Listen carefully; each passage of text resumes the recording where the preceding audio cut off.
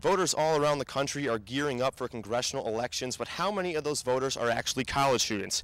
The University of Iowa football team is preparing to take on Ohio State right here inside Kinnick Stadium this Saturday. But while Hawkeye student athletes need to be aware of the rules on the field, they also have to be conscious about the rules off of it. Todd Licklater and company will return to action this Friday as the Hawks host Bowling Green at 8 p.m. And when most people hear the word athlete, they usually don't picture someone participating in pageants. But as Daily Iowan TV Sports' Annie Puffer shows us, for a certain Hawkeye volleyball player, that isn't the case. The University of Iowa's Student Commission on Programming and Entertainment, better known as SCOPE, promotes big-name concerts on the UI campus.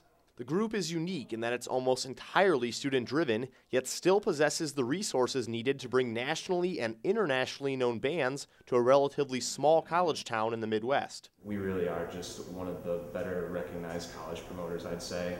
We've been to plenty of festivals and conferences, and there's a lot of agents that actually do respect the work that we do. Hackbarth and a number of other directors within SCOPE research various bands and try to find out which artists would be the best fit for the Iowa City community. After that, the team goes through a number of talent agencies, develops the right contacts, and brings the top entertainment to the UI campus. But SCOPE's job doesn't stop there. From the moment the band gets here to the moment they leave, that's kind of on us to make sure that they have a good time and to make sure that they do appreciate what we do. Because if they don't, then there's really not a lot of incentive for them to come back. Not only does the group have pressure on it to offer shows that appeal to UI students, it also is one of the only big concert promoters in eastern Iowa, making its job that much tougher.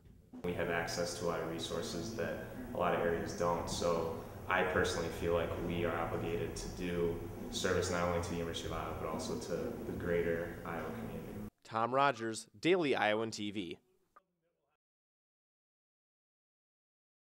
Established inside the Iowa Memorial Union in 1965, the Iowa House Hotel serves a variety of interests. The 96-room facility is owned by the University of Iowa and therefore gives priority to UI departments. However, the hotel is also used to serve the general public, with its busiest times of the year being Hawkeye football season, along with summer break, when many incoming students and their families use the hotel during orientation visits. While many believe that the Iowa House was originally meant to be a dorm, its purpose from day one was to serve as a hotel. However, the hotel staff was recently given a scare when the UI Board of Regents was scheduled to vote this past summer to change the hotel into a residence hall after admission numbers spiked. This past summer around when they were considering us for dorm space, I think that was actually the third time that that proposal had been made. It had never actually gotten as far as it did this past time, though. Ehlers admits he was both relieved and surprised after the vote was pulled from the agenda at the meeting, meaning the Iowa House would remain as a hotel. But now that the hotel is here to stay, Ehlers and Iowa House General Manager Patricia Cruz are working to improve the hotel's condition.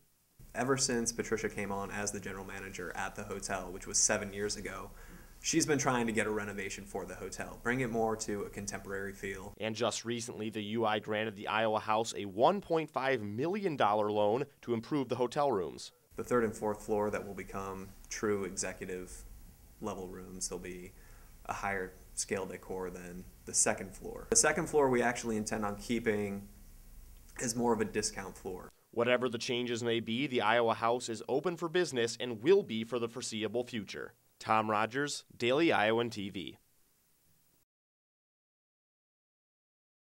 It's the most iconic building on the university campus, but it may also be the most overlooked. Lying in the center of the Pennacrest east of the Iowa River, the old Capitol building is a symbol of Iowa history and arguably the most recognized landmark on the UI campus. So why does it seem like Iowa students take it for granted? Ryan Lindsay, an Old Capitol tour guide and a senior at the university, says he doesn't have the definite answer to that question. He and his fellow co-workers, however, are focusing on ways to make this historic venue more marketable to students. I think one of the ways that we are trying to appeal to students is just kind of give the students an idea of where the University of Iowa started, give the background of the University of Iowa, his University of Iowa history, and overall state history as well. But college students aren't the only ones that the building is trying to appeal to. Lindsay says that a large part of the tours that the Old Capitol staff provides are to elementary school classes who are taking part in field trips. And elementary schools kids can come in and get their education as well, get school tours and field trips and things like that. We're trying to make more active programs where it involves a full day of activity rather than just a tour. And who else uses the building, you might ask? Governor Chuck Culverine comes in to sign bills. He gives lectures here in this room or speeches here in this room. Tom Rogers, Daily Iowan TV.